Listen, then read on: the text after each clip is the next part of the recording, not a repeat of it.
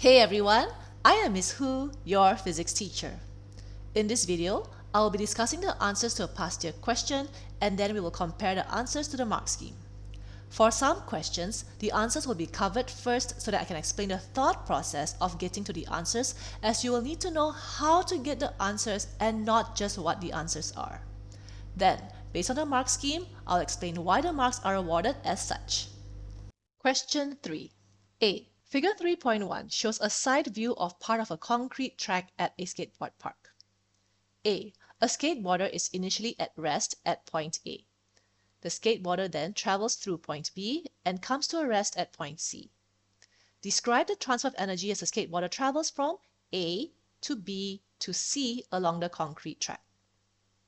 So to answer this question, first of all, we need to identify what energy the skateboarder possesses at A that's greater than B and C. A is at a higher position. The higher the position of an object, the greater its gravitational potential energy.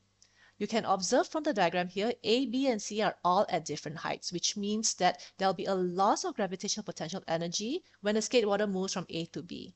And that's because this gravitational potential energy is converted to kinetic energy.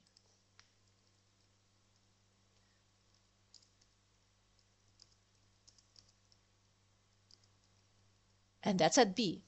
Now, from B to C, the skateboarder is moving back up, which means that the energy will then be converted back to gravitational potential energy. But here's the thing. C is not at the same height as A, which means that not all the kinetic energy was converted back to gravitational potential energy. There is a difference in height here, so there's another form of energy which is also converted. Now the skateboarder comes to a rest, which means that it is possible that there is some energy loss. And energy loss in this case could be in the form of thermal energy due to friction or air resistance. So you can add that in. Another potential answer is to say internal energy, because you know how in real life sometimes a skateboarder may be moving and then they force themselves to come to a stop even though they still have enough energy to keep going. That energy is then converted into internal energy.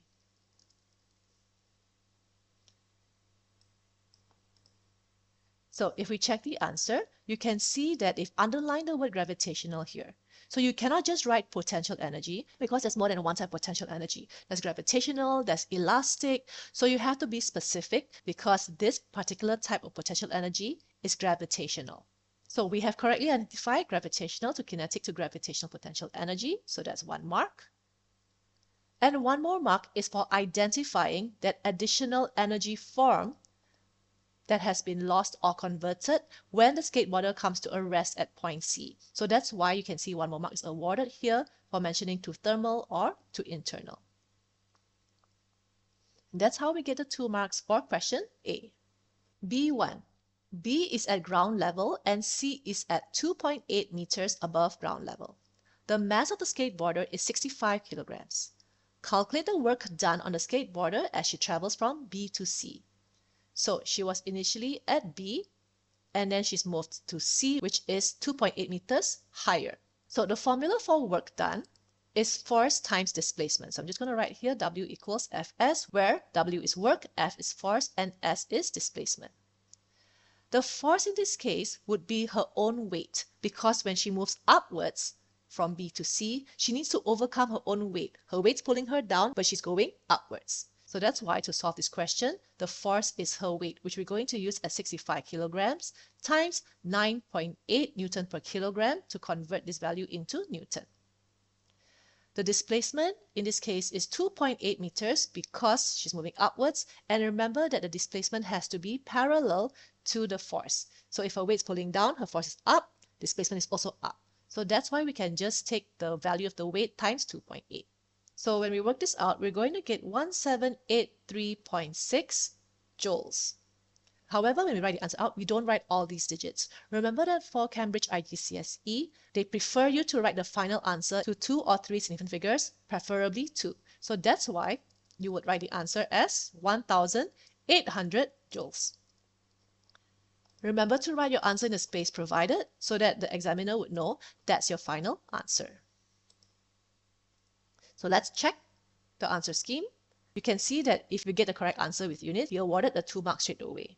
But remember, it's always a good idea to write the working in case you made an error in your calculation. Now, this can happen to any student. Sometimes they put in the substitution correctly, but they press the calculator wrongly and the wrong number comes out.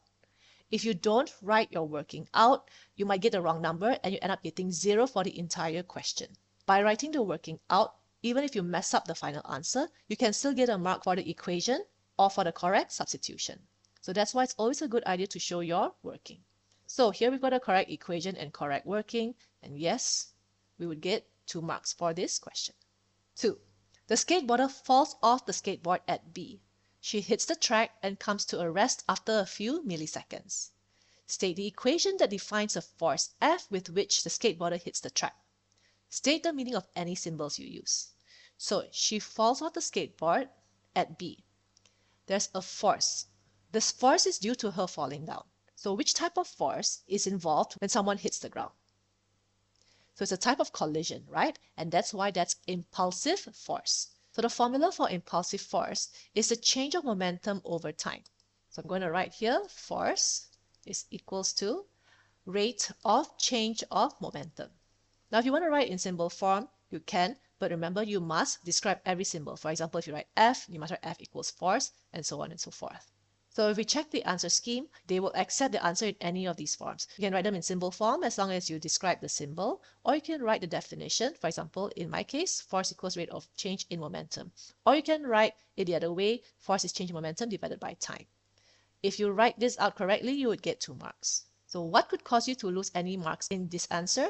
For example, if you wrote the equation out, but you didn't give the meaning of the symbols that you use. So if the equation is correct, you would still get 1 mark, you just won't get the 2nd mark. So that's how you can score the 2 marks for this question. So that's how you answer this question. If you found this video to be helpful, click like and subscribe. And do let me know how you have found this video to have helped you. To watch videos on other questions, check out the playlist on my YouTube channel or on my website, physicsrocks.com, to find the question that you are looking for. If you have any requests for a particular question, drop your request in the comments below, stating the year, month, variant, and question number. And if I haven't covered that question yet, I will do my best to come up with the explanation video as soon as possible. All the best for your examinations!